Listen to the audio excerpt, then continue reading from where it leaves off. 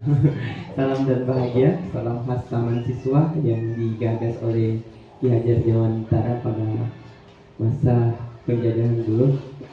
Ya, salam dan bahagia. Oke. Oke, hari ini kita akan kembali membahas tentang budaya positif.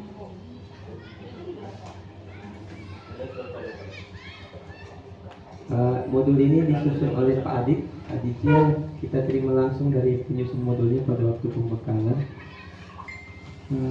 Oke. Nah, sekarang kita belajar tentang budaya positif. Oke.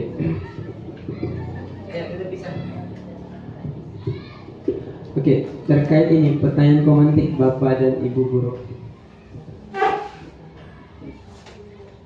Apakah Bapak dan Ibu setuju dengan pernyataan berikut? Hukuman di sekolah dapat mendisiplinkan anak. Setuju? Pak Jamil setuju. Pak Muslim setuju. Ibu Ambo, hukuman di sekolah dapat mendisiplinkan anak. Setuju. Oke, setuju. Iya. Pemberian hukuman dengan hal positif seperti membaca atau membersihkan halaman sekolah dapat meningkatkan disiplin anak. Setuju ya? Setuju. Sanksi positif. Memberi penghargaan dapat meningkatkan motivasi belajar anak. Oke. Setuju ya? Kasih motivasi. Bagus, cerdas, pintar, terbaik. Membuat anak merasa bersalah, memberi dampak lebih ringan dibanding menghukum. Jadi membuat anak merasa bersalah. Kamu kenapa datang terlambat? Tidak kasihan ke ibu guru tiap hari berikan ibu guru juga. Pak guru tiap hari kasih ini kebijakan, Pak guru selalu nasihati gitu. Itu memberi dampaknya lebih ringan daripada hukum. Saya bersama berdiri di bawah bendera berjemur, itu dampaknya lebih ringan daripada menghukum katanya. Betul itu tidak? Mana ya? Apakah memberi rasa bersalah lebih ringan atau menghukum? Saya pikir coba memberi rasa bersalah. Tapi gue nggak tahu. Dampaknya lebih ringan dibandingkan menghukum. Kita kasihan kayak guru tiap hari datang di sekolah. Kamu nakal, tiap hari menasihati kamu nakal, itu lebih ringan dampaknya daripada dihukum.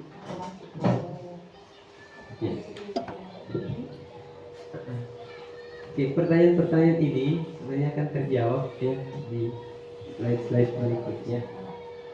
Oke. Nah, ini contoh rapor pendidikan. Disorientasi. Kalau kita lihat rapor pendidikan yang ini yang berdasarkan ANBK ya. Ini 1 sampai 84 disorientasi, suasana pembelajaran kondusif, dukungan afektif dan aktivasi belum diberikan oleh guru. Kemudian kalau rentang nilainya 1,85 sampai 2,5 terarah, yang dikejar adalah gini 2,26 sampai 3. Oke. Ada beberapa yang kita kejar dalam konteks pendidikan. Kemudian ini termasuk dalam indikatornya manajemen kelas. Kemudian ini contoh-contoh rapor pendidikan Bapak dan Ibu. Iklim keamanan sekolah. Ya. Bagaimana kita bisa mengejar yang aman, di atasnya waspada. Mana satuan pendidikan memiliki lingkungan sekolah yang aman terlihat dari kesejahteraan psikologis yang baik. Sampai gini. Oke, apa sih Bu? Yang baik dan rendahnya kasus perundungan, ini yang kecil. Hukuman fisik, kekerasan seksual, dan penyalahgunaan narkoba. Satuan pendidikan dapat pertahankan kualitas warga sekolah dalam mencegah dan menangani kasus untuk menciptakan iklim keamanan di lingkungan sekolah. Nah, kondisi iklim lingkungan sekolah ini yang kita mengharapkan dapat tercipta di sekolah, tetapi ini kita mau buat bukan sekedar dari tugas guru, tetapi bagaimana menumbuhkan rasa kesadaran dari dalam diri siswa. Ini tentang perlindungan. Oke, ini. Nah sekarang kita lanjut saja. Ini tentang perlindungan. Oke.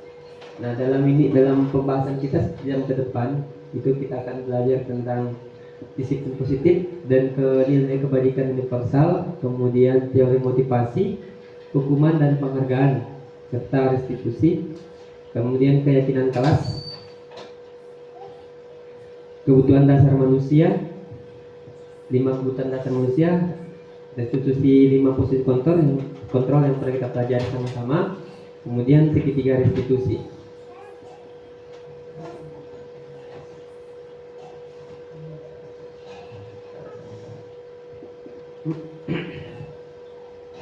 Oke lanjut. Oke, teori kontrol itu digagas oleh Glasser ya. Ternyata selama ini kita mengalami ilusi dalam dunia pendidikan, di mana yang pertama itu adalah guru yang mengendalikan murid.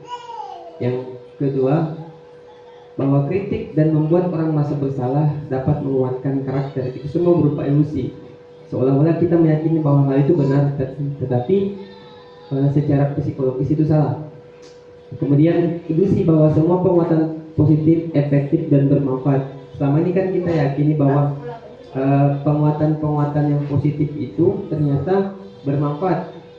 Nah, pada kenyataannya salah, karena hal itu dapat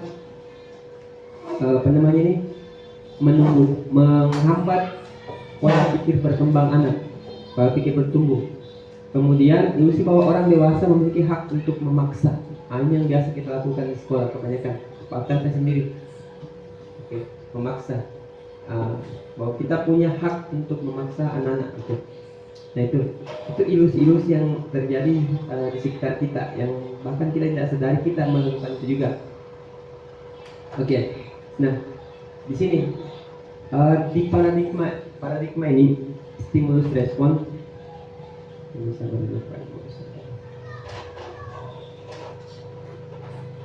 Oke. Dalam stimulus respon dengan teori kontrol ini perbandingannya. Kalau stimulus respon, kita mencoba mengubah orang agar berpandangan sama dengan kita. Sementara teori kontrol itu kita tidak dapat mengendalikan orang lain. Kita hanya dapat mengendalikan diri kita sendiri. Kita hanya bisa mempengaruhi orang lain. Nah, di stimulus respon kita mencoba mengubah orang agar berpandangan sama dengan kita. Kalau di teori kontrol, kita berusaha memahami pandangan orang lain tentang dunia. Ada perbandingannya. Kemudian perilaku buruk dilihat sebagai sebuah kesalahan. Nah, kalau di teori kontrol itu setiap perilaku itu ada tujuannya, ada dasarnya, ada alasannya. Kemudian yang teori stimulus respon, orang lain bisa mengontrol saya. Oke. Kemudian teori kontrol hanya Anda atau hanya kita yang bisa mengontrol diri kita sendiri.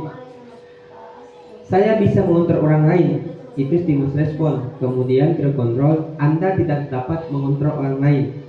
Orang lain itu hanya kita dapat mengendalikan orang lain ketika dia mengizinkan dirinya untuk dikendalikan oleh orang lain. Selama dia tidak ingin dikendalikan oleh orang lain, maka tidak akan bisa dikendalikan oleh orang lain. Paksaan ada pada saat tujukan gagal, itu stimulus respon. Ya. Kalau diajar tidak mau terima, paksa sih. Oke, ya kan, gitu. Ayo buka BMM, tidak mau dipaksa. Dan share sertifikasi kalau tidak itu. Nah, itu dia. Pemaksaan ada pada saat tujukan gagal, stimulus respon. Bedanya teori kontrol, kolaborasi dan konsensus menciptakan pilihan baru. Gitu. Model berpikir menang kalah. Kalau di teori kontrol, model berpikir menang-menang, sama-sama menang, tidak ada yang menang, tidak ada yang kalah.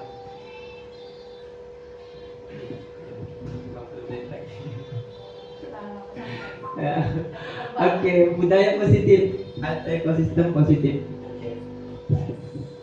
Di sini Ki Hajar bilang kita ambil contoh perbandingannya dengan hidup tumbuh-tumbuhan seorang petani yang menanam padi, misalnya hanya untuk menuntun tumbuhnya padi. Ia dapat memperbaiki kondisi tanah, memelihara tanaman padi, memberi pupuk dan air, membasmi ulat-ulat atau jamur-jamur yang mengganggu hidup tanaman padi dan lain sebagainya. Inilah contohnya kita kalau di dunia pendidikan, kita diasumsikan sebagai seorang petani. Oke, kemudian siswanya kita itu diasumsikan sebagai padinya itu. Nah, sawahnya itu adalah sekolahnya. Nah, tugasnya kita itu bagaimana membuat padi ini tumbuh dengan optimal. Bibit padi yang bagus pun kalau tidak ditumbuhkan dengan perhatian, tidak akan tumbuh dan menghasilkan buah yang baik. Bibit padi yang biasa-biasa saja ketika mendapat perlakuan yang bagus oleh petani akan menghasilkan hasil yang baik juga. Nah, Ki Hajar memperkenalkan kita pada 3 prinsip amal atau prinsip penuntung dalam dunia pendidikan. Yang pertama, ingarso sungkawado, Imadya Mangunkarso, dan terakhir Tuturi Handayani.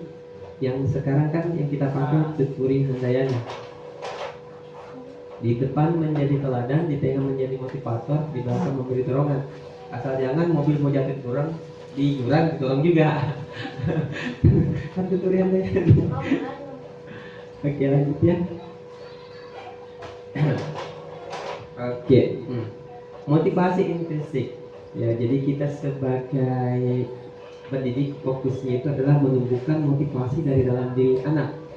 Bagaimana kita menumbuhkan kemudian menguatkan motivasi itu, karena motivasi itu orang itu akan berbuat dengan sepenuh hati, atau siswa kita akan berbuat dengan sepenuh hati kalau motivasinya datang dari dalam diri, bukan dari luar.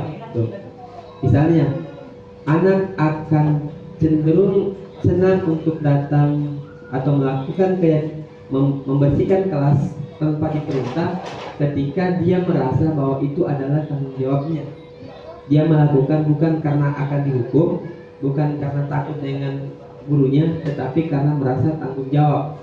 Kalau kita hubungkan dengan P3, profil pelajar Pancasila, ini adalah dimensi yang pertama, beriman, bertakwa kepada Tuhan Yang Maha Esa, dan berakhlak mulia. Ini masuk dalam akhlak pribadi, bagaimana menjaga kebersihan diri, kemudian akhlak kepada alam, menjaga kebersihan lingkungan. Oke.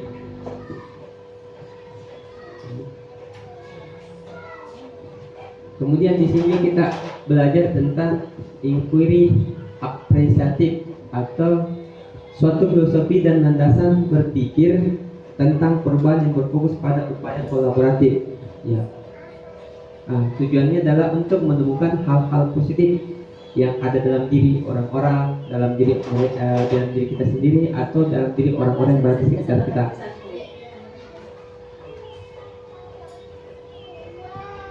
Nah, kita belajar tentang teori disiplin positif. Disiplin positif dalam teori kontrol yang digagas oleh William Glasser. Yang pertama itu, Anda tidak dapat mengontrol orang lain. Anda hanya tak bisa mengontrol diri Anda. Jadi kita tidak akan bisa mengendalikan orang lain. Yang bisa kita lakukan adalah mengontrol diri kita sendiri. Sampai kapanpun seperti itu.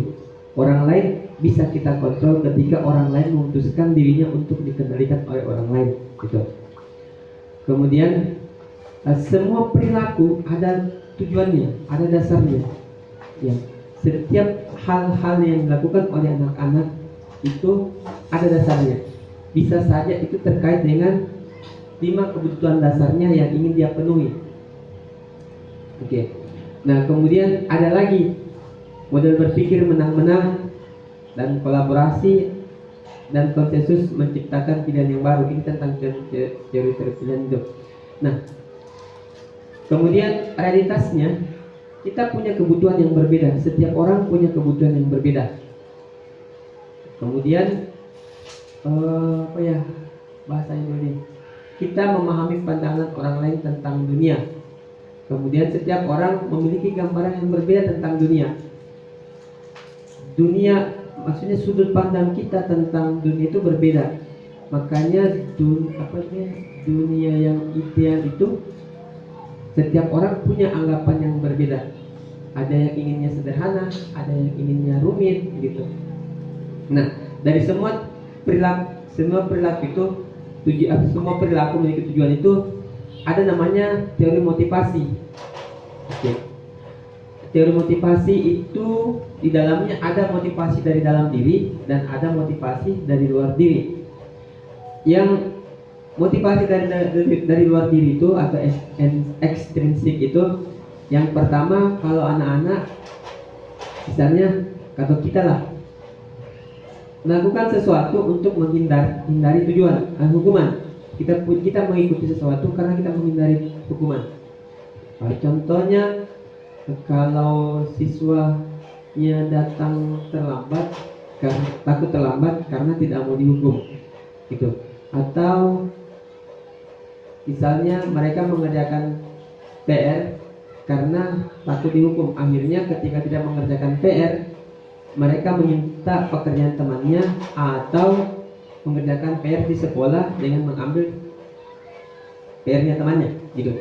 Bukan karena dia sadar kalau dia akan mendapat manfaat dari mengerjakan PR itu sendiri. Kemudian yang kedua, untuk mendapat imbalan. Jadi melakukan sesuatu untuk mendapatkan imbalan. Kalau saya melakukan ini, apa sih untungnya buat saya misalnya? Contoh yang paling sederhana yang pernah saya berikan contoh, saya datang ke sekolah lebih awal karena apakah karena saya menghindari hukuman misalnya? Yang kedua ini untuk mendapat imbalan, apakah kalau saya datang lebih awal saya akan mendapat pujian gitu.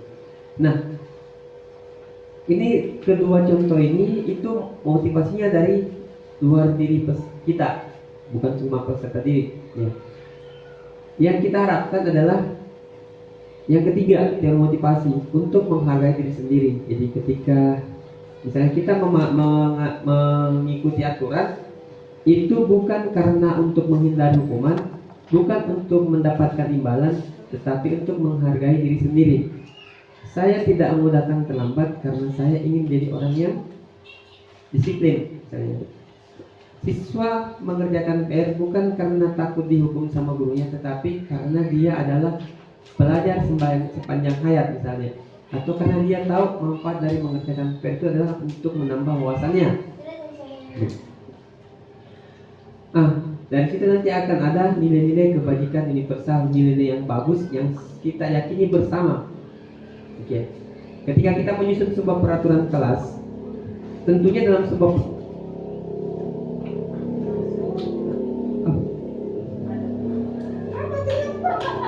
jangan lupa ikuti jalan rekamannya dan bapaknya. Oke, jalan rekamannya bapak.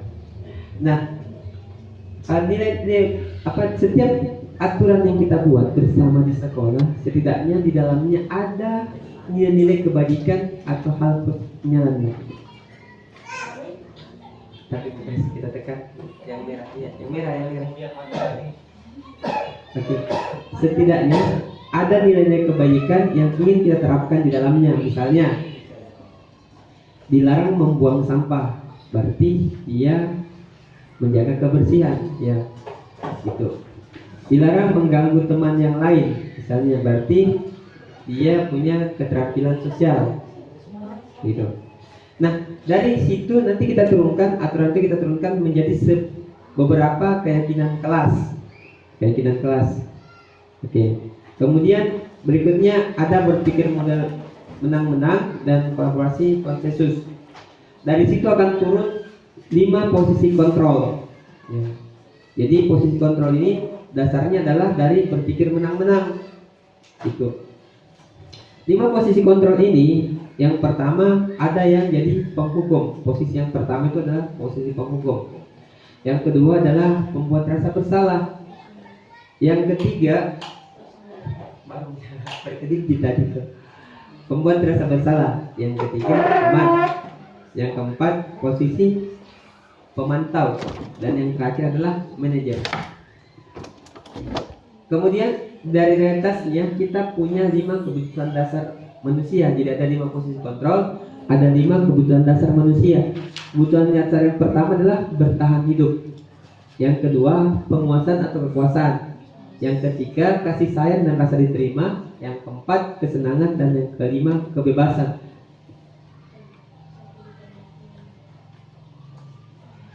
Oke, yang kelima adalah kebebasan.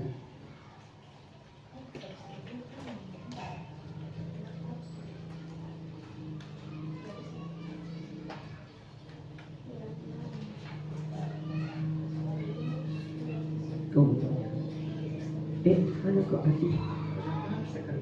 Ya, jadi 5 kebutuhan dasar ini ketika tidak terpenuhi maka akan menimbulkan sebuah masalah.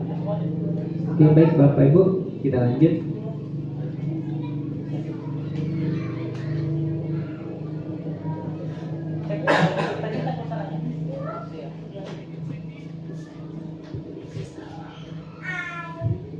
Halo. Oke, kita belajar dulu tentang disiplin positif dan nilai kebajikan universal.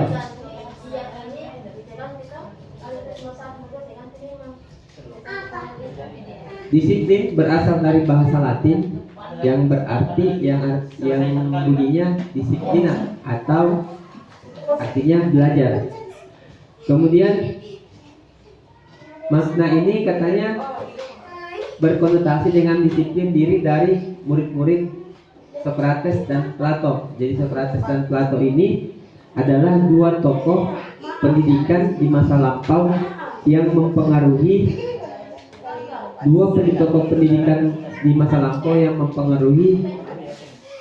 filosofi Ki Hajar atau pemikiran Ki Hajar yang dia bawa ke Indonesia. Oke. Kemudian disiplin ada dua kata yang harus kita perhatikan, yaitu disiplin dan disiplin positif. Nah, di sini disiplin diri itu membuat orang lain menggali potensinya menuju sebuah tujuan apa yang dia hargai. Kemudian yang keempat, dalam budaya kita makna disiplin itu berubah menjadi sesuatu yang dilakukan seseorang pada orang lain untuk mendapatkan kepatuhan. Nah, ini ada perubahan dalam lingkungan kita. Nah, katanya di sini kecenderungan umum adalah menghubungkan kata disiplin dengan ketidaknyamanan, bukan dengan apa yang kita hargai atau pencapaian suatu tujuan yang mulia. Jadi bergeser ketika di Indonesia itu budaya kita bergeser. Harusnya disiplin itu hubungannya dengan apa yang kita hargai dan apa yang kita harapkan. Artinya. Oke, lanjut. Nah, nilai kebajikan universal tadi yang sempat digambarkan di diagram itu, di peta pikiran, adalah sifat-sifat positif manusia yang merupakan tujuan mulia yang ingin dicapai setiap individu. Nah, nilai-nilai kebajikan universal itu sifatnya universal. Jadi semua orang mengakui bahwa itu adalah sebuah nilai kebajikan universal, baik itu lintas bahasa maupun lintas suku ataupun lintas agama misalnya. Oke, lanjut.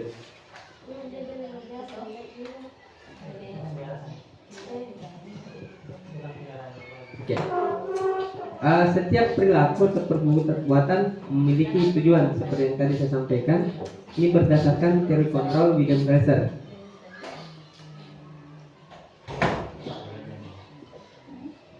Belum nyala. Kalau dia kurang 1 garis saja di sini dengan pada jaringan.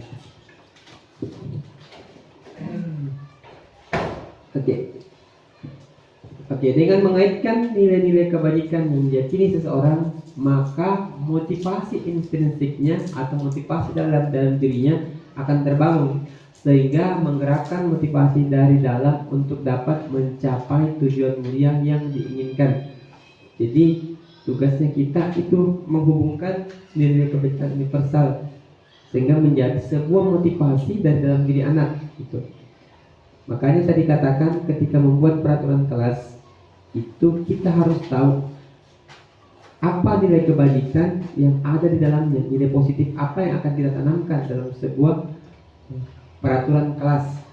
Kalau kita berbicara tentang visi, jadi visi sekolah itu sebenarnya baiknya dijabarkan lagi menjadi visi kelas gitu, supaya visi sekolah didukung oleh visi kelas untuk mewujudkan visi sekolah itu.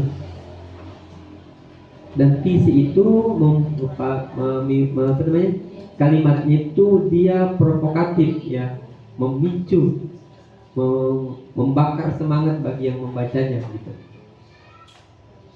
Nah, kalau di kurikulum kita digambarkan nilai kebaikan universal itu sebagai P3, profil pelajar Pancasila.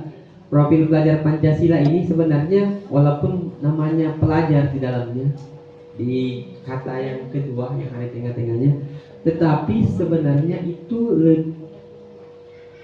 harus dijiwai juga sebagai kita sebagai pendidik. Nah di situ jadi P3 itu harus kita miliki juga. Nah di sini ada 6 P3 itu: beriman, bertakwa kepada Tuhan Yang Maha Esa, dan berakhlak mulia. Nantinya dalam elemen ini akan terdapat lagi. Tapi kalau di pembelajaran di kelas untuk menumbuhkan itu, kita bisa pilih salah satunya atau dua dalamnya ini untuk ditanamkan di kelas pada saat pembelajaran. Tapi untuk fokus pengembangannya nanti pada proyek. Kelas berapa? Kelas berapa? Kelas 2A. Masih kurang belum bisa. 2A Pak Dalis. Bentar belum tahu. Jam 10.40. Tengah jam lagi nak? Selesai Pak belum di sini. Iya. Yang kedua ada mandiri.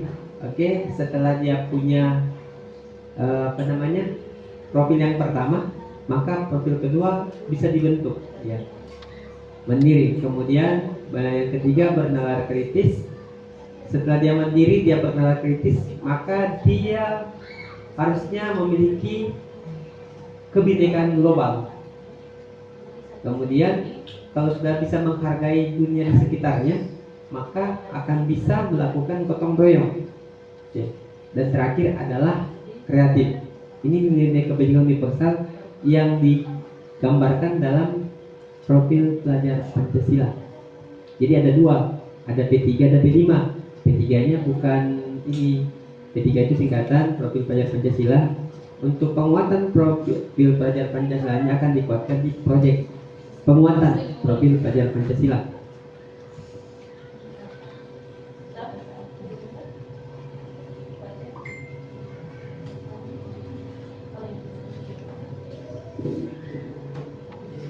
Bagus.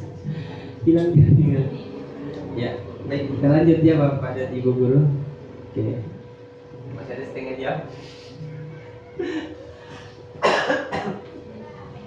Oke. Nah, bentuk program kebajikan apresiasi. Dalam memberikan apresiasi atau penghargaan itu yang pertama yang harus kita perhatikan, berikan pengakuan secara khusus. Kemudian beri pengakuan secara pribadi, beri pengakuan kepada semua murid, beri pengakuan secara konsisten, dan fokus pada proses. Jadi kalau untuk memberikan penghargaan kepada siswa, jangan penghargaan itu sifatnya menghukum siswa. Maksudnya menghukum itu misalnya begini, yang berhasil akan diberikan ini, yang berhasil akan diberikan ini. Nah gitu. Nah kalau kita lakukan itu berarti kita dengan sendirinya mematikan karakter siswa. Alasannya kenapa? Yang pertama, ketika dilakukan penelitian antara dua kelompok siswa, yang pertama akan diberikan hadiah ketika mereka berhasil menjawab dengan benar. Yang kedua, tidak diberikan apa-apa ketika mereka berhasil menjawab dengan benar. Maka kecenderungan salah itu jatuh pada siswa yang ketika diberikan hadiah menjawab benar.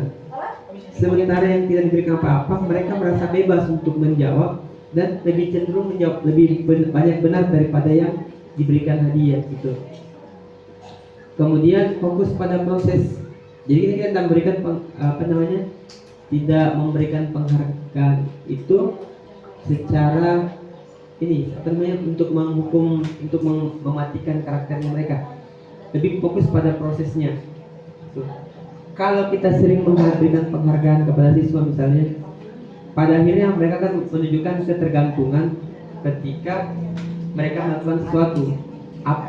Akan muncul pemikiran apa yang bisa saya dapatkan dari hal itu, gitu.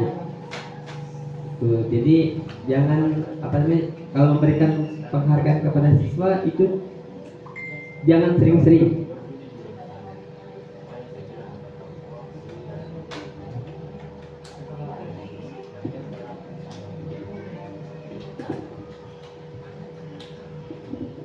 Oke, lanjut.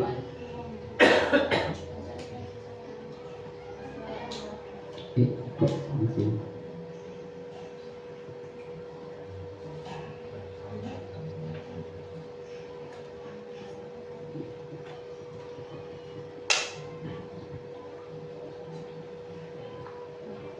Oke, ini contoh memberikan apresiasi kepada siswa.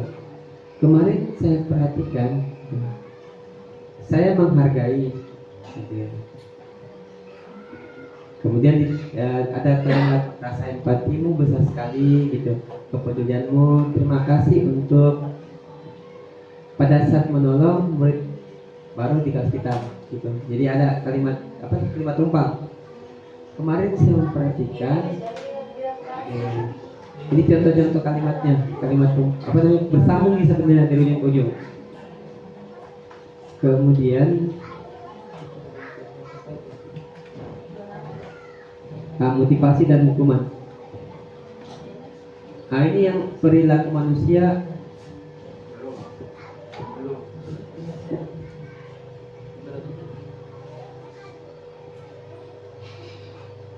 sama aja ini kan? Tidak apa-apa. Kenapa dia? Sama Pak Jerry. Kasih hadiah kan? Kasih Pak Jerry. Oke, teori motivasi ya. Jadi kalau di teori motivasi itu orang berbuat karena yang pertama menghindari ketidaknyamanan atau hukuman. Yang kedua mengharapkan imbalan dari orang lain misalnya. Nah, keduanya ini adalah motivasi eksternal atau motivasi yang datangnya dari luar diri. Nah, baiknya motivasi itu datangnya dari dalam diri, yaitu untuk menghargai diri sendiri. Kalau yang dua ini, yang pertama, apa yang akan terjadi atau apa yang akan saya alami ketika saya tidak melakukan hal tersebut. Yang kedua, apa yang akan saya dapatkan apabila saya melakukan hal tersebut. Oke. Kalau yang ketiga, saya akan menjadi orang yang seperti apa apabila saya melakukannya. Contoh begini,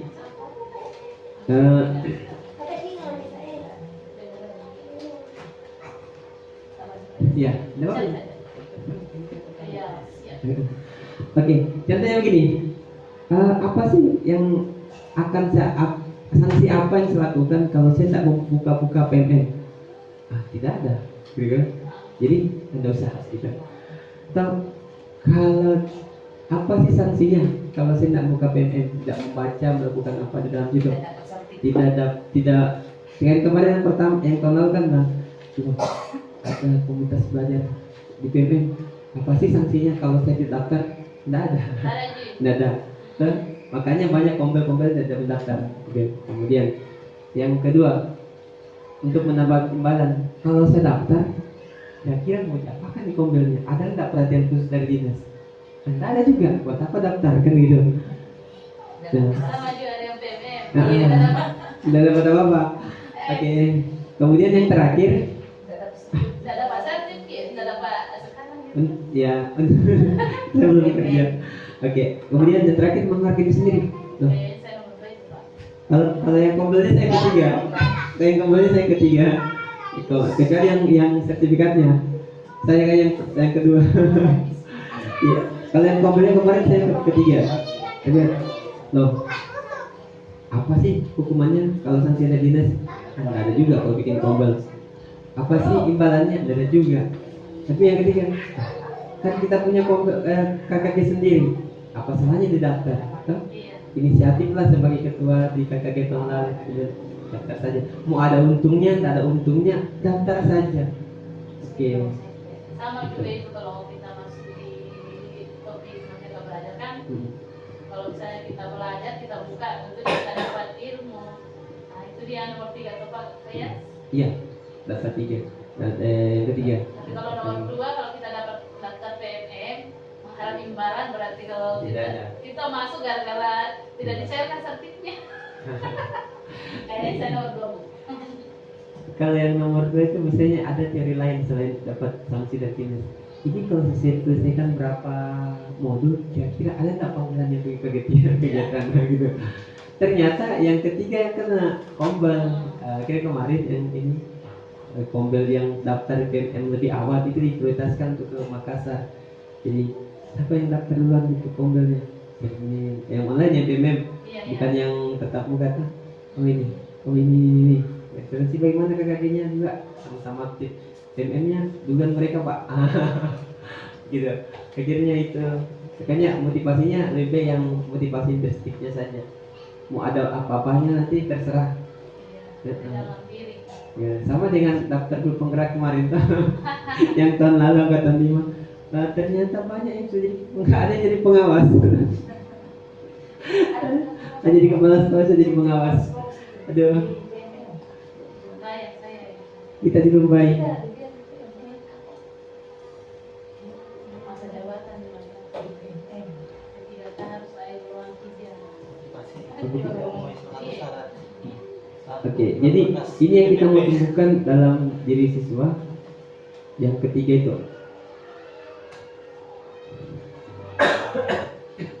Nah ini menurut Ki Hajar merdeka itu berat. Merdeka itu artinya tidak hanya terlepas dari perintah, akan tetapi juga cakap buat memerintah diri sendiri.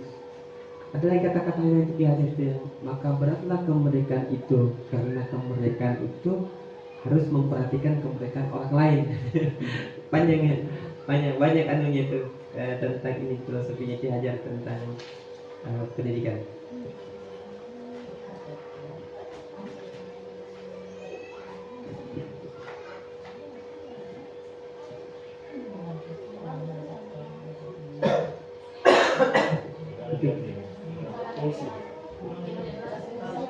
Bang bagus jaringan nih. Biar dapat. Biar dapat juga di. Buat kalau terang. Kurang bagus. itu tidak ada kan? Ini kalau berapa?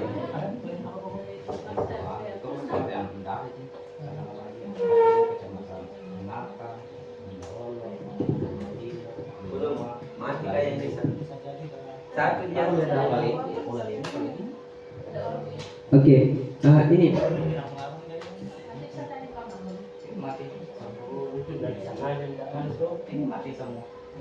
kita lihat di sini Bapak dan Ibu guru, ada beberapa contoh tindakan yang dilakukan guru dan itu apakah masuk dalam hukuman atau konsekuensi. Ini contohnya. Yang pertama, mencatat 100 kali di dalam buku kalimat saya tidak akan dapat datang terlambat lagi karena Oke, alasannya karena tersebut lambat ke sekolah. Ini zaman dulu masih dapat ini. Ya, di zaman sekolah masih dapat ini. Ternyata ini masuk dalam kategori hukuman. Kemudian lari mengingat lapangan untuk basket 2 kali karena terlambat hadir di sekolah. Yang satu. Oke. Masih jelas sekarang Pak. Oh masih. Ya, ini warisan budaya. Ini kalau mau dilestarikan dia masuk di apa ya, dimensi yang mana nih? Tidak, budayanya kita mencatat anak-anak 100 kalimat 100 kali. Kearifan lokal. Oke. Ya, hukuman, dia masuk dalam hukuman. Kemudian yang ketiga, siswa diminta untuk push up 15 kali karena tidak menggunakan masker ke sekolah. Jadi sedang gitu. Nah, itu masuk hukuman. Belum, ada minat. Oke, kemudian ada konsekuensi menggantikan kertas teman yang telah dicoret-coret. Nah, konsekuensi. Akibat yang harus ditanggung. Oke, kemudian membersihkan tumpahan air di meja tulis karena tersenggol pada saat belajar. Konsekuensi. Murid tidak mengenakan sepatu harian di sekolah karena tidak menggunakan sepatu hitam. Oke, itu hukuman. Ini contoh kasusnya di kemarin 1/4 ya. Ya, apakah kita harus diskusi? Ya, itu contoh kasus yang ada di apa di LMS ya. Ini masih terjadi kayaknya nih. Contoh kasus 4 ini. Ya. Kemudian yang ke-7, lari mengelilingi lapangan basket 2 kali karena terlambat 10 menit untuk pelajaran PJK. Ini konsekuensi. Kok 10 menit? Ini pertanyaan begini. Kok yang mencapai 100 kali bukan konsekuensi masuk hukuman? Kok yang lari keliling lapangan ini masuknya konsekuensi? Karena dia itu sesuai dengan mata pelajaran. Lari kan sesuai mata pelajaran. Oke. Ya. Apa bedanya? Kok yang 2 masuk hukuman, yang 7 masuk konsekuensi? Sama-sama terlambat. Kalau itu kan dia ada apa di sesuai. Oke. Dia terlambat masa mencatat. Oke. Apa bedanya? Itu bedanya. Kalau lari kan sesuai dengan mata pelajarannya PJOK, berarti itu konsekuensinya. Oke. Yang kita lihat ya. Kalau ini 10 menit terbuang itu di nomor 2 itu dia terlambat ke sekolah. Tahu belum masuk jam pelajaran. Hukuman itu yang saya pernah sampaikan, dia sifatnya respon tiba-tiba oleh guru. Konsekuensi biasanya adalah sesuatu yang harus dilakukan ketika dia melakukan pelanggaran, ada kesepakatan. Nah, kalau ke sekolah itu terlambat 10 menit, biasanya kan langsung sama guru tiket direspon. Lari ke lapangan 2 kali ya. Toh, tidak ada kesepakatan di situ. Nah, kalau di pembelajaran PJK, karena dia terlambat 10 menit, kau harus tebus waktunya 10 menit misalnya. Karena kesepakatan antara guru. Nah, biasanya sifatnya kepada bidang seperti yang kita bilang tadi. Kalau penjas berarti hukumannya fisik, dia lari ke lapangan. Mungkin 10 menit itu teman-temannya sudah pemanasan, dia belum. Lari ke lapangan. Itu konsekuensi. Oke, gimana lagi?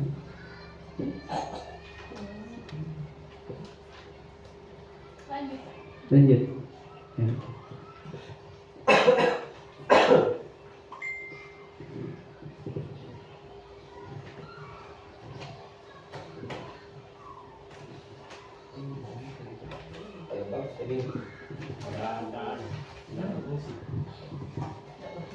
Iya.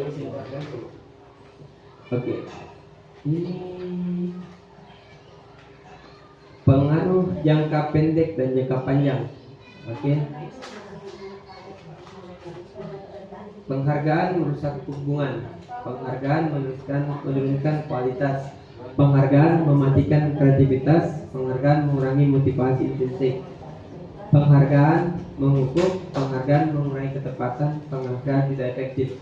Ini adalah hasil riset yang dilakukan yang saya katakan tadi, bahwa penghargaan itu ternyata dapat memberikan dampak negatif. Yang pertama, penghargaan dapat menghukum. Jadi penghargaan itu sebisa mungkin dihindari untuk tidak sering-sering dilakukan. Karena kadang juga menghasilkan ketergantungan antara murid dengan gurunya. Ya.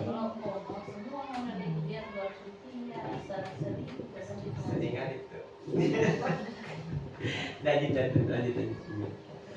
Oke, berikutnya ini perbedaan antara hukuman dan konsekuensi. Kalau hukuman itu ternyata sesuatu yang menyakitkan yang harus terjadi. Kalau konsekuensi dia harus terjadi tetapi tidak menyakitkan.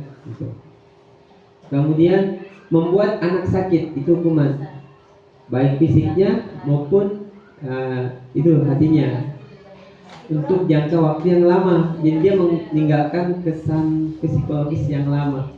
Kalau kita ingat-ingat, mungkin masih ingat ya waktu sekolah dihukum sama guru, aduh saya dulu begini, saya dulu dipukul loh terlambat, saya dulu dipukul gitu. Oke. Konsekuensi membuat anak merasa tidak nyaman dalam jangka waktu yang pendek. Tidak lama dia, tapi tetap anak-anak tidak merasa nyaman. Yang berikutnya, hukuman memberi anak membenci kedisiplinan karena dampak dari hukuman itu. Kenapakah kita terlambat lagi gitu? Itu karena hukuman, akibat hukuman yang diberikan tuh. Kalau konsekuensi, anak menghargai disiplin, tetapi konsekuensi juga itu bukan sesuatu yang harus kita lakukan untuk mendisiplinkan anak. Hukuman sifatnya memaksa. Ya. Kau terlambat, sana lari ke lapangan, push up. Dia memaksa. Yang tadi yang saya bilang, adanya ilusi bahwa orang dewasa dapat memaksa gitu orang lain. Kemudian konsekuensi stimulus dan tanggapan. Nah, karena kamu begini, maka kamu harus begini gitu. Kalau hukuman mendorong anak menyakiti diri sendiri gitu. Push up 10 kali, push up 15 kali, lari ke lapangan. Kalau konsekuensi mendorong anak agar mudah menyesuaikan diri. Oh, saya tidak harus terlambat karena ada konsekuensi yang harus saya lakukan. Itu tadi contohnya. Kalau hukuman, konsep diri yang buruk. Dihukum lagi. Malas memang kata. Kalau konsekuensi, dia konsep diri yang baik. Kemudian hukuman, anak belajar untuk menyembunyikan kesalahan. Oke, kalau konsekuensi dia anak belajar untuk mematuhi peraturan. Karena hukumannya yang berat, maka anak takut kena hukuman. Kalau konsekuensi dia memberikan sifatnya dampak positif, tetapi motivasinya tetap dari luar. Kemudian marah, kalau untuk hukuman menghasilkan rasa marah, rasa bersalah, dipermalukan, merasa tidak dihargai. Nah, kalau untuk konsekuensi, anak kehilangan hak. Anak kehilangan hak, misalnya tadi terlambat belajar penjas 10 menit, maka anak kehilangan haknya untuk belajar karena dia harus melakukan konsekuensi itu terlebih dahulu. Kemudian anak-anak dibuat tidak nyaman. Yang terakhir, diasingkan sementara waktu gitu.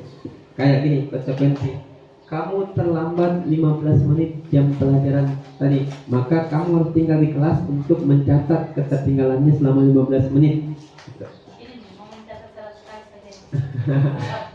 Hapus supaya ini menurunkan lemak. Oke. Nah, ini ada restitusi yang lalu kita pelajari bersama. Restitusi adalah proses menciptakan kondisi bagi murid untuk memperbaiki kesalahan mereka. Tapi sifatnya ini kembali kepada murid sebenarnya kalau restitusi, sehingga mereka dapat kembali pada kelompoknya dengan karakter yang lebih kuat. Jadi kalau siswa yang membuat pelanggaran, kesalahan, itu dikategorikan sebagai siswa yang mengalami identitas gagal. Misalnya paling gampang gini, ini anak tiap harinya sabar, tenang, giliran dia mengamuk karena ganggu sama temannya. Artinya identitasnya dia gagal, bukan menjadi anak yang sebenarnya pendiam, sabar, dan gagal identitasnya. Dia menjadi anak yang emosi. Tugasnya kita melakukan restitusi adalah mengembalikan dia ke identitasnya.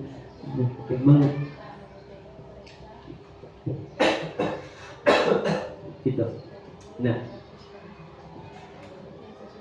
restitusi juga merupakan proses kolaboratif yang mengajarkan murid untuk mencari solusi atas permasalahan mereka. Oke, jadi mereka sendiri yang mencari solusinya. Ketika siswa mencari solusinya, maka dengan sendirinya dia memiliki motivasi dan dalam dirinya untuk menerapkan solusi yang dia buat sendiri. Oke. Di sini dikatakan murid berpikir tentang mereka ingin menjadi orang seperti apa dan mereka harus bagaimana untuk memperlakukan orang lain. Nah ini contoh perbandingan Bapak dan Ibu guru antara hukuman, konsekuensi, dan restitusi. Kalau hukuman jelasnya di sini dikategorikan sebagai identitas gagal. Oke. Kalau di sini untuk konsekuensi dan restitusi dia menghasilkan identitas yang sukses. Di hukuman, konsekuensi, dan restitusi akan menghasilkan dampak yang berbeda. Kalau hukuman dampaknya identitas gagal bagi anak. Kalau untuk disiplin konsekuensi dan restitusi dia akan menghasilkan anak-anak yang memiliki identitas sukses yaitu disiplin. Tetapi dari keduanya ini antara konsekuensi dan restitusi itu restitusi memiliki nilai yang lebih tinggi. Kalau hukuman dan konsekuensi dia motivasinya dari luar. Karena ini tadi yang pertama ada 3 tadi kan yang kalau saya lakukan ini apa hukumannya buat saya, kalau saya lakukan ini apa keuntungannya buat saya, kalau yang lakukan ini saya akan menjadi orang yang menghargai diri sendiri. Nah, jadi yang kedua ini dia sifatnya motivasi eksternal. Yang ketiga ini dari dalam diri. Ini contohnya kalau hukuman sesuatu yang menyakitkan harus terjadi. Konsekuensi katakan tadi sesuatu harus terjadi. Restitusi merupakan pilihan. Anak-anak yang menentukan solusinya gitu. Kalau di hukuman tadi katakan tidak nyaman untuk murid jangka waktu yang panjang. Kalau konsekuensi tidak nyaman untuk murid jangka waktu yang pendek. Nah kalau restitusi justru sebaliknya, dia menguatkan murid untuk dalam jangka waktu yang panjang. Kalau hukuman, korban mendapat keadilan. Kalau yang berkata misalnya, Pak dipukul kamu sini, kenapa pukul temanmu? Dia kasih hukuman, korbannya dapat keadilan. Kalau konsekuensi, karena kau pukul temanmu, kau bersihkan ini. Nah, korbannya diabaikan, fokus pada yang pelaku. Nah, kalau di sini dia korban mendapat ganti, misalnya. Terus bagaimana caramu supaya temanmu ini tidak ini? Kalau misalnya tarik bajunya robek, gitu. Bagaimana caranya supaya temanmu ini apa yang harus kau lakukan supaya memperbaiki kesalahanmu? Apa Anda berpikir, kalau Pak, ini bajunya kancing baju digantikan. Bagaimana caramu? Dijahit Pak. Bagaimana cara bisa menjahit tidak? Tidak Pak. Nah, bagaimana cara bisa menjahit? Nah, belajar sama siapa? Sampai dia bisa menyelesaikan masalah itu. Jadi korban dapat ganti. Ya. Jadi tadi kembali ke pola pikirnya menang bukan menang kalah. Nah, kemudian sini kalau ini murid akan tersakiti, di sini murid dibuat tidak nyaman. Kayak tadi yang contohnya terlambat penjas 10 menit atau terlambat datang ke sekolah. Kalau di sini murid mendapat penguatan. Jadi tanyakan apa alasannya dia terlambat, kemudian bagaimana caranya supaya dia tidak terlambat, siapa yang bisa bantu dia supaya tidak terlambat. Kalau dia jadi orang yang datangnya terlebih cepat, lebih awal akan menjadi seorang yang seperti apa, jadi anak mendapat penguatan di situ. Itu bukan dia mendapat hukuman gitu. Kalau begini Pak ya, misalnya sampelnya ini termasuk di mana di situ? Sampelnya dia kalau termasuk di mana di situ? Kalau bila itu dia masuk dalam konsep bukan yang ini juga.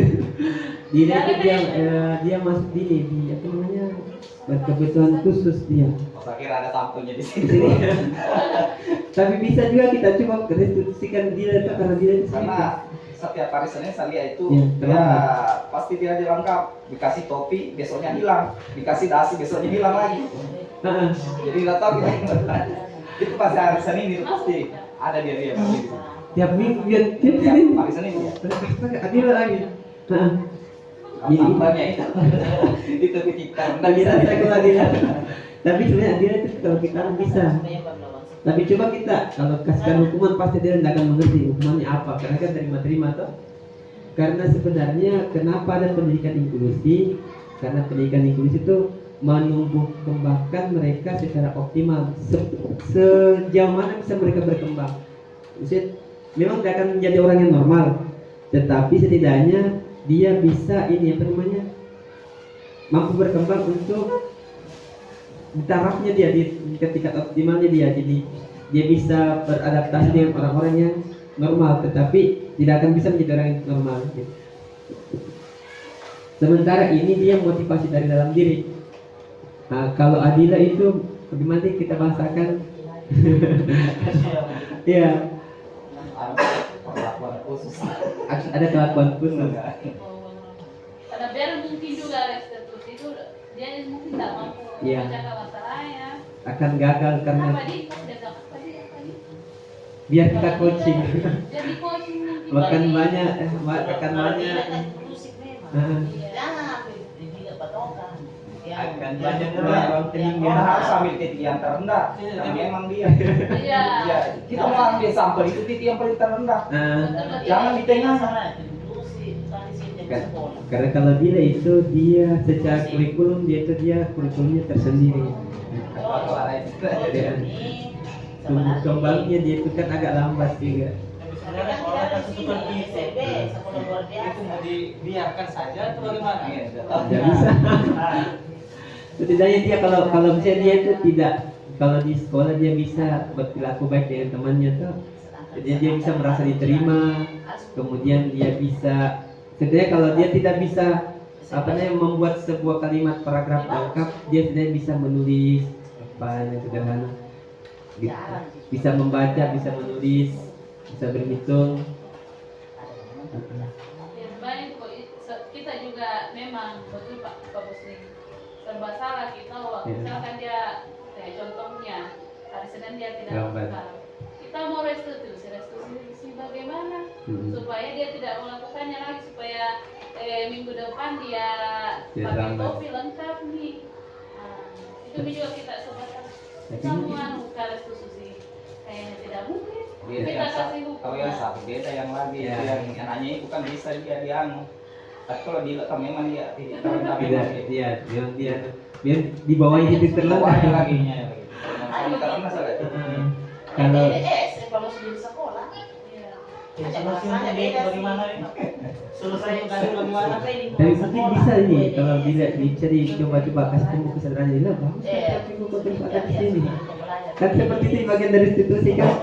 Apakah kenapa kok terlambat Dila gitu. Jadi memang kalau Dila itu dia perlakuannya khusus. Baik secara ini perlakuan maupun ininya. Dan bagusnya kalau disampaikan sama teman-temannya, nah kalau Dila itu dihukum karena terlambat, kita mengerti saja. Ya, kalau dia punya terlalu, kita mengerti saja karena kondisinya seperti itu. Kan harus disesuaikan kalau yang pernah terdapat yang kita harus sampaikan sama teman-temannya. Nah ini kalau jangan terlalu dijadikan patokan kalau tidak dihukum karena dia kondisinya memang tidak seperti kalian yang normal. Kalau mau seperti itu jadi tidak normal juga. Jadi supaya mereka teman-teman mengerti bahwa dia bisa ada kebenekannya kan, oh dia bisa menghargai temannya yang punya kekurangan. Ini ada beberapa contoh. 10 menit lagi nah.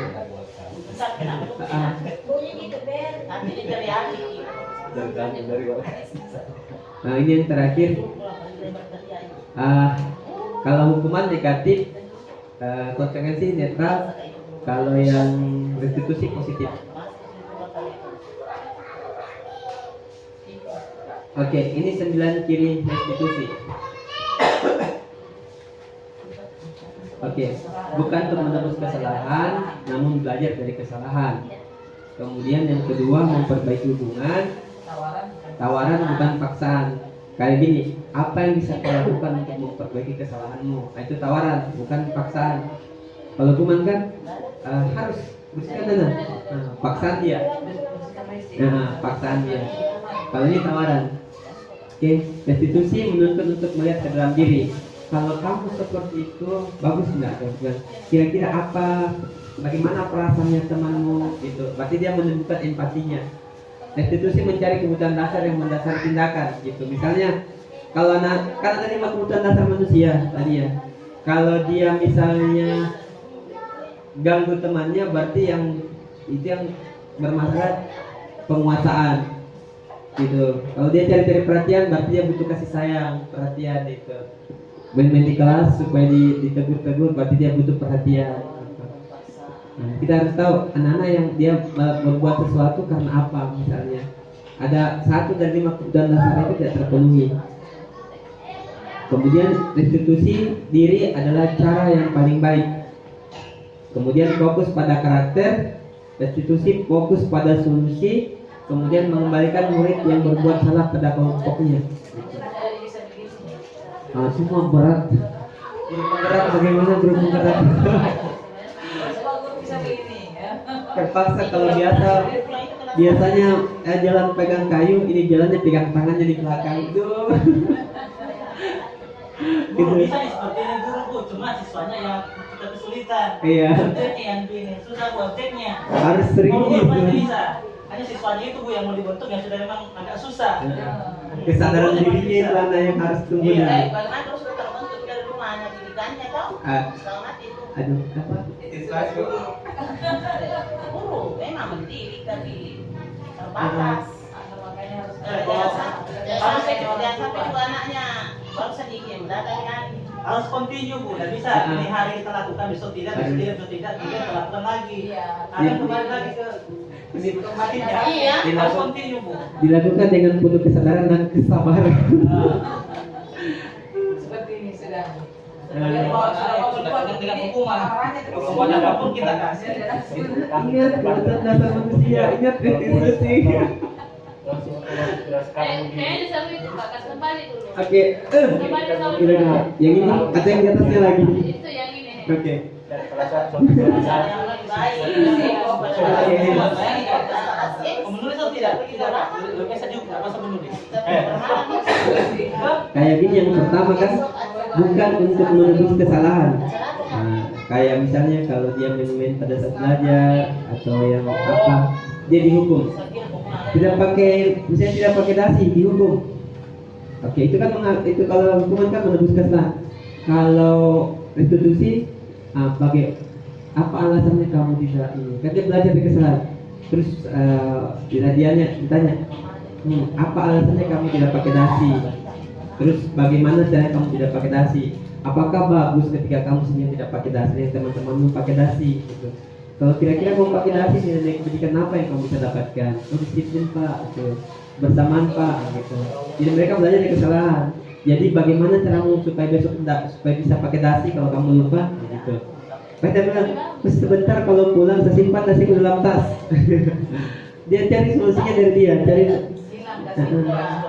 Kalau kita kasih simpan nasi dalam tas, berarti solusinya dari kita. Kalau restitusi, dia mencarikan solusinya sendiri. Jadi kalau dia menemukan solusinya, otomatis ada kesadaran untuk menerapkan solusi itu. Oke. Kalau kita hukum, dihukum lagi. Akhirnya anak-anak kalau gugur, udah pakai dasi semuanya.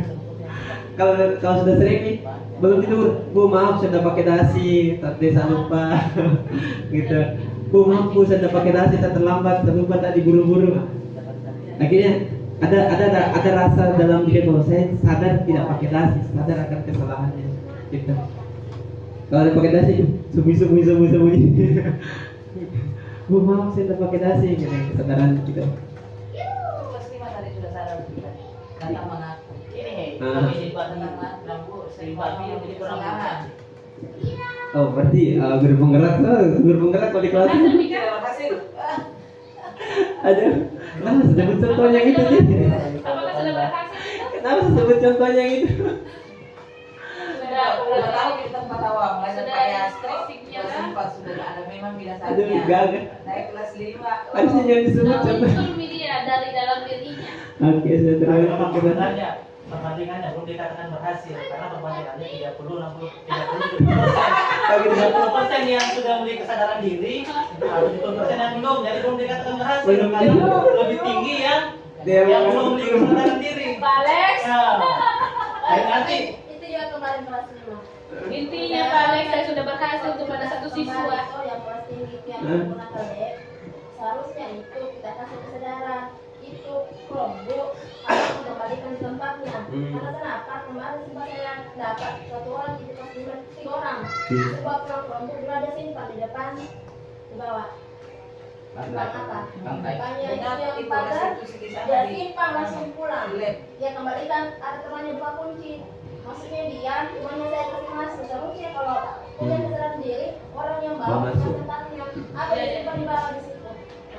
Berarti ada PRT. Ada PR Seperti ini, terus untuk saya toh, kalau kita gunakan lab itu, kita kasih memang anak kesadaran dari awal tuh dalam begini. Tolong itu lernya, kalau kamu gunakan kombo, kamu harus Kembalikan ke lemari. Nah, penerapannya kalau mereka injak jatuh itu kondisi yang dipakai, salah satu menggunakan begini, satu begini, bukan. Untuk yang habis ini sudah. Ini dengan restitusinya ini. Masih ada yang restitusi. Iya, iya. Cepat juga itu kemarin memang.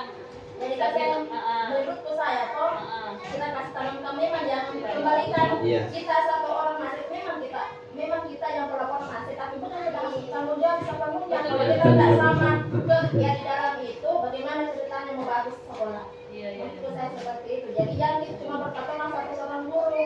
Karena menurut itu seandainya saya yang pakai sendiri, oke saya tidak tanggung jawab, tapi kita kan bersama. Bersama. Seperti itu toh. semua. Habis Sekarang sama-sama. saya yang menyampaikan tuh karena kalau ada pemeriksaan aset kita yang Pusing cari- pusing cari asetnya. Tidak begitu dikarenakan ada semua barang yang dalam. Cuma jatuh kata. Sepulang Iya. saja mungkin. Sebelum 40 nih kesimpulan nih sudah semua. Dan Sebenarnya toh bukan hanya itu kelompok. Di antaranya alat-alat olahraga selesai dapat sekolah di tempatnya. terhambur. Termasuk bola pokoknya dan sebagainya. Dan Saya juga itu hari kemarin, saya bilang. Bola, alat olahraga di Kemarin juga sempat Itu terus bertanya, mau saya beli. sudah sampaikan sebenarnya kemarin itu. Bu, kalau sudah pakai simpan di lemari. Jawabannya anak-anak bilang, ih saya dapat di meja. Tapi saya juga sudah sampaikan kalau seperti itu kembali kami lagi di lemari, jangan lagi itu ya. Tapi mungkin karena begini kalau keluar sudah pulang anak-anak pasti kayak waktu buru-buru nih, saya kira dia tidak kembalikan toh. berarti solusinya itu Tapi memang mereka. guru juga itu harus memang Solusinya juga saat kelas ada jam di kelas. Jadi kerja jam 10 menit anak sebelum sholat sudah kembali Sudah tempatnya. kembali. Mereka kan sudah tahu jam, tahu jam jauh 10 menit. Berarti kembalikan baru duduk kembali di kelas, baru pulang. Jadi seterusnya memang ada jam di kelas itu kalau kayak kelas tinggi gitu. Dan kelas 1 kan 4, 2, 3 belum. 4, 5, 6 dah. Tidak, sekarang juga memang jam itu saya lihat itu se-AC nih, sudah asan. Enggak. 4 itu sudah asan nih. Kalau dia juga sebenarnya ada jam. Iya. Tiba-tiba itu baterainya habis, mati toh tidak diganti rusak. Apa namanya waktu kalau Oktober itu waktu terbitnya matahari cepat jam 5 itu sudah terang karena soal asalnya itu sekitar asal subuh itu sekitar 4:22 Tapi dia kan tahu buat berapa minggu. Ada 4 makin lagi Iya. makin lagi Karena itu sudah bangun pas hari dan mau pergi memancing. Dan tunggu dulu pas selesai azan. Tuhan, Bombana, ayo hati-hati. Pergi dari tadi toh. Gini kenapa saya tanya hati-hati ke buaya. Di situ saya gunung habis yang karena pernah kita Oh. pergi ikan. Iya. Kadang mau bilang tuh di mana itu ikannya tapi udah boleh lihat. Tidak pernah ada di kebun. Kalau hobinya memang orang. Berarti ini begini, intinya kita sistem di dalam sekolah ini masih perlu diperbaiki. Kita harus saling kan juga kesadaran siswa yang selalu disalahkan. Kita juga sebagai guru tentunya harus saling. penggunaan aset. Iya. Seperti saya bilang tadi Bu, sebenarnya kalau bicara kesadaran itu dari 1-2 hari itu dari Iya, Ya, sekarang betul. begini, kalau memang kita komitmen, kalau Pertama memang dan kita- seterusnya. kalau memang betul-betul mau dijalankan itu, mau ditanamkan kepada siswa, kita harus mulai dari awal. Iya. Karena kenapa? Karena restitusi tidak akan muncul kalau kesadaran sebelum ada. Nah, karena kan kesadaran dari siswa kalau sudah dia merasa sadar, oh saya mau lakukan ini. Karena ketika saya lakukan ini, saya akan mendapat ini dari saya, toh. Nah, jadi restitusi itu akan muncul ketika dia sudah memiliki kesadaran sendiri. Jadi memang susah. Kita lihat hal yang paling umum saja, misalnya hal yang paling umum. Kalau olahraga mungkin khusus, pramuka mungkin khusus yang paling umum saja. Ketika kita apel pagi, anak-anak tidak akan membersihkan kalau kita tidak suruh. Kita berarti secara keseluruhan itu kesadarannya. Saya sepakat. Nah, kalau saya dulu mungkin masa-masa saya saja lah, masa-masa generasi 90-an. Kita masih SD, membersihkan itu dan mesti harus disuruh. Nah, guru pun datang terus membersihkan. Jadi dulu juga kita pengalaman di sekolah memang kita tunjuk satu siswa yang memperlihat teman-temannya secara keseluruhan sebelum guru datang, dia yang memerintahkan siswanya untuk membersihkan. Nah, kita bisa ambil mungkin salah satu cara untuk kita tunjuk beberapa anak yang bisa menunjuk siswa atau mengarahkan siswa untuk bekerja supaya kesadaran mereka sedikit-sedikit bisa timbul. Tapi memang kalau namanya kesadaran agak susah, kita mau terapkan hanya untuk 1-2 hari saja, harus Iya, tidak betul. jangka Harus panjang, itu Harus konsisten konsisten. harus dilakukan. konsisten. Jadi kalau baiknya itu kalau kita mau menggunakan ini aset di sekolah misalkan, baik itu buku pelajaran ketika dibagikan maupun Chromebook atau alat-alat olahraga, sebelum memulai kita ingatkan dulu kita boleh pakai, yang penting kita punya komitmen dulu. Ada yang mereka berkomitmen, ini barang bukan kita punya tapi punya sekolah, jadi kalau bisa kita pakai kalau mereka mau mengembalikan ke tempatnya setelah selesai. Tuh. Jadikan kebiasaan dulu.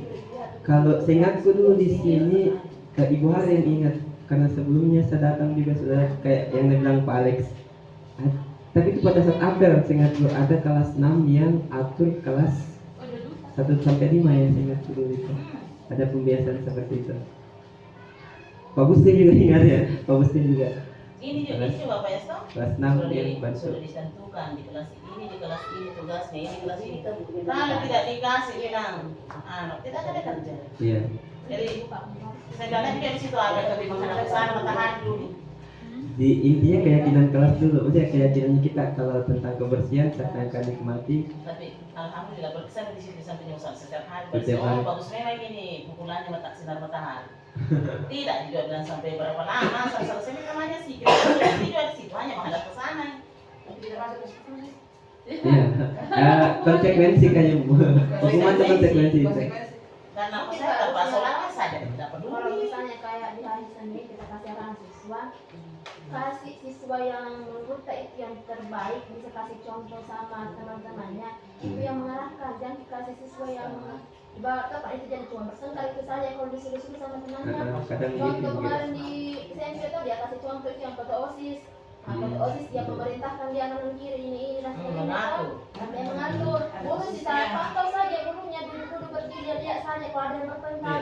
Begitu dia di SMP kemarin. SMP. Dan kasih pena. Makanya saya bilang, SMP 2 juga. saya juga dulu itu waktu masih SD, Iya. saya masih terapkan seperti itu toh. Ini mah yang Kita kelas masih 6 seperti yang itu. terbaik toh. Masa harus 1-2 orang yang ditunjuk. Paling harusnya mah dipercaya sama guru. Dia juga netral orangnya.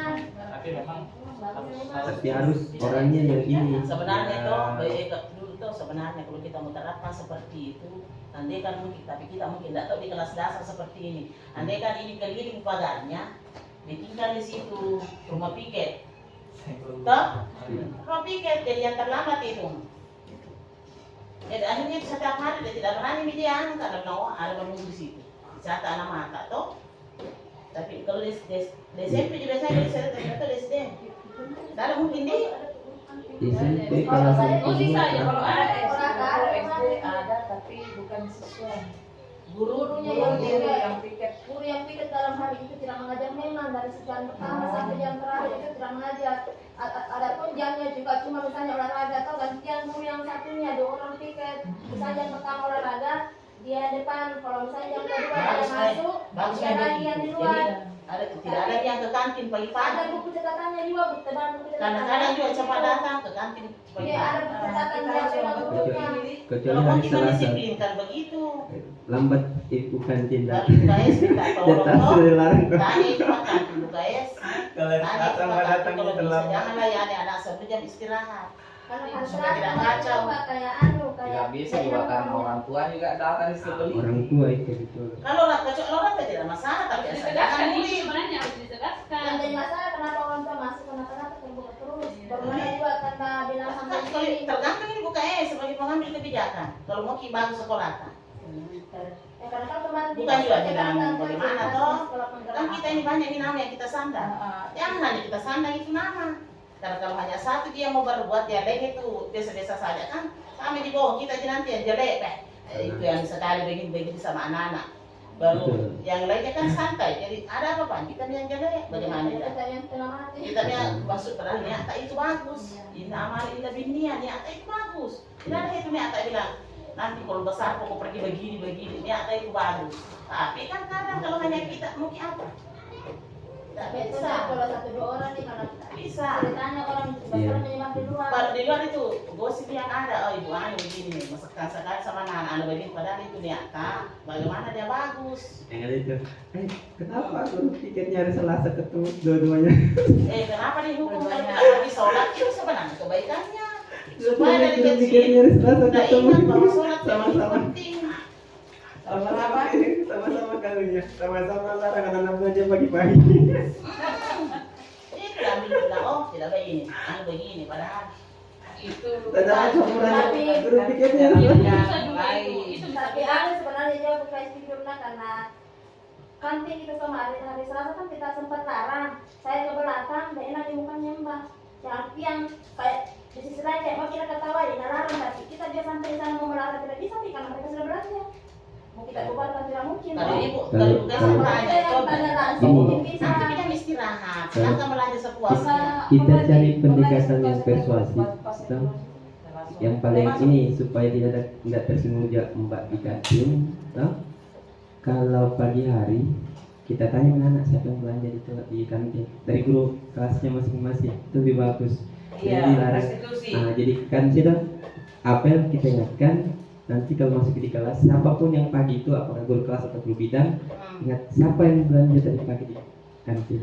Penguatan dari Kalau situ. saya itu lambat Pak Yas. Lebih cepatnya itu ketika kita langsung tanya ibu kantinnya, ibu tabe, Tolong kita minta tolong tolong. jangan menjual kalau pagi, kalau main juga menjual. Siapa mau mendapat tempatnya bagi kalau Tidak, sudah kalau kan juga tanya kalau ada yang tidak pergi belanja, ya lain mana sih? Sudah. Duduk Mi, Sudah ditanya. duduk Mi bilang aja mau kita kerja, Kalau dia Nanti baru mau bilang bilang. lagi kembali ya, nanti bilang kembali. Itu. Ya kalau sudah di kelasnya kita kan pasti ada nih anak-anak nanti biasa mah bukan fokus pada guru Iya. Tiket. Jadi tiap hari wali kelasnya menanya tuh dia supaya dia punya terus. Oh iya, tadi saya belanja. Berarti Pak, kayak sudah juga ada Pak Yas. Yang solusi Paling kedua tidak itu kalau ada tugasnya di dalam hanya kerja kerja. otomatis kan yang piket dulu kan kita catat semua sampai sesuai terlambat Iya. siapa yang belanja di kantin. Masih kita langsung juga dicatat namanya di situ di banjirnya. kembali Wali ke kelasnya dia mah yang berperan nih. Bisa Begitu. juga piket bagus sebenarnya begitu. Karena pagi di anu Tapi kita kan setiap orang kan beda-beda ada yang Saya biasa saya tanya, ada tadi jadwal pelajaran yang pertama kantin tidak ada. jadi Bu Diana Sabtu Kan biasa kalau selesai pikir langsung tidak masuk ke kelas langsung pergi ke sana Kak. Sekarang buka jadwalnya, baca baik-baik ada di situ. Yang pertama kantin tidak ada Bu. Jadi kenapa ke kantin yang pertama? itu saya juga begitu gitu. Karena kan masih bukan dari sini masih di sekolah lama juga saya begitu. rutin. Cocok bilang Pak Alex, jangan bilang hari ini ya, besok lagi tidak. Saya masih di sekolah Yang lama juga penting kita begitu. kerja sama semua, jangan hanya satu yang anu baru yang lainnya itu santai. Anak-anak baru buat jamin dia ada makan anu. Jadi nanti kalau kita begitu kita biar jalan. Iya, betul. Kalau dari yang bikin orang lain kita tanya kan sekali anak-anak Iya. Muhammad. Yang Kasih anu jadi. masih bagus sih Bu. Tidak bisa masuk ke hotel. Kalau itu ditutup kalau sudah tidak makan itu ditutup di situ. Baru masakan di situ mana? Mau di print. Kalau di airnya itu tetap ada yang begitu Bu. Batas antar Batas apa nih? Antar tak? Iya. Antar deposiswa, batas antar deposiswa. Oke gitu. Ya. Tidak apa-apa. Sebentar kita diskusikan sampai selesai. Kalau saya tulis satu baru kita selesai. Oke. Nah, yang terakhir ini, terakhir sampai sini tentang peraturan kelas atau keyakinan kelas. Oke. Contoh begini. Contoh begini. Kenapa bukan peraturan, kenapa keyakinan? Contohnya di sini. Apakah mengapa kita memilih peraturan harus menggunakan helm bila menggunakan roda 2? Mengapa kita memilih peraturan 3M? Masker, menggunakan masker, mencuci tangan dan menjaga jarak. Mengapa kita memilih peraturan harus datang tepat waktu pada saat mengikuti pelatihan? Nah, itu jadi sebuah pertanyaan gini. apakah kita masih mau mengendarai kendaraan bermotor roda 2 menggunakan helm ketika tidak ada polisi, atau karena hanya ada polisi saja, gitu kan? Apakah kalau tidak ada kerugian yang kita alami, kita tetap mau memakai helm? Misalnya bukan karena ada polisi, karena tidak kena debu juga, tidak kena panas. Jadi kalau malam naik motor jalan aspal, tidak ada pengendara, tidak ada debu, tidak kena panas, kita tidak pakai helm, gitu maksudnya. Atau kita sadar karena manfaatnya, gitu. Kalau kita ini makanya kenapa bukan peraturan, kenapa harus keyakinan. Kalau kita berkendara roda 2 tidak pakai helm atau misalnya tidak pakai sabuk pengaman, misalnya, kalau tidak polisi, haruskah kita gunakan helm, gunakan sabuk pengaman, gitu. Itu yang pertanyaan. Apakah kita ikuti peraturan hanya karena kita takut kena sanksinya? Itu. Atau kita karena keyakinan kelas, kita yakin bahwa ketika saya melakukan ini tanpa diawasi, itu ada dampak positifnya buat saya. Misalnya ketika saya jatuh dari kendaraan bermotor, saya tidak akan mengalami cedera serius, gitu. Jadi itu pertanyaan. Maka mengapa ada keyakinan kelas bukan peraturan kelas? Sama kalau bawa mobil, itu kan enak di dalam mobil, tidak kelihatan, tidak pakai sabuk pengaman. Kalaupun pakai alarmnya, ada sensornya, tinggal dipasang saja, mau sandar-sandar sabuknya. Tapi saya pilih pakai sabuk pengaman karena manfaatnya. Dan kalau sudah terbiasa, akan jadi kebiasaan. Biar mobilnya tidak pakai sensor, begitu pakai saja sabuknya. Naik motor juga begitu, gitu. Jadi kenapa keyakinan bukan peraturan? Karena kita sadar manfaat yang akan kita peroleh. Nah, ini contoh kesepakatan kelas. Ini kesepakatan kelas, kita sepakati bersama siswa. Contohnya TK Dharma Wanita nih.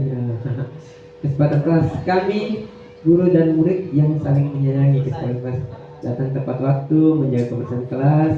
Tidak usah terlalu banyak dulu untuk membuat kesepakatan kelas, sedikit saja. Kemudian ambil nilai kebajikannya untuk jadikan keyakinan kelas. Dikit. Oke. Kalau peraturan, kembalikan buku ke tempatnya. Kalau tidak kena sanksi. Keyakinan kelas, kalau kita melakukan itu, berarti kita menjadi orang yang bertanggung jawab. Dilarang mengganggu orang lain. Kalau keyakinan kelas, menghargai orang lain. Tuh. Jadi di sini kalau di peraturan itu dia sifatnya kalimatnya negatif, dilarang, jangan, tidak boleh, gitu misalnya. Tapi kalau keyakinan kelas, dia kalimat-kalimat positifnya. Misalnya, dilarang lari di depan kelas. Nah, kalau keyakinan kelas itu berjalan di depan kelas karena apa? Misalnya, kesepakatan kelas kan jalan di depan kelas. Karena kalau kita jatuh, misalnya, apa nilai positifnya kalau kita berlari? Bisa saja kita menabrak orang lain. Bisa saja kita mencederai diri sendiri ketika terasnya habis pel dan licin, gitu. Jadi ada keyakinan di dalamnya, gitu. Kalau peraturan dia kalimat negatif, kalau kesepakatan kelasnya dia kalimatnya positif. Kalau keyakinan kelas, apa yang nilai baik yang bisa kita ambil dari situ. Oke. Aduh, itu saja Bapak Ibu Guru, 1 jam. Kita mau lanjut ke PMO sama Ibu KS. Sebentar, kalau bisa kita sedikit refleksi tentang P5 atau P5 yang pengharuan tentang kegiatannya kita. Oke, baik Bapak Ibu, terima kasih atas waktunya. Saya kira Assalamualaikum warahmatullahi wabarakatuh. Waalaikumsalam.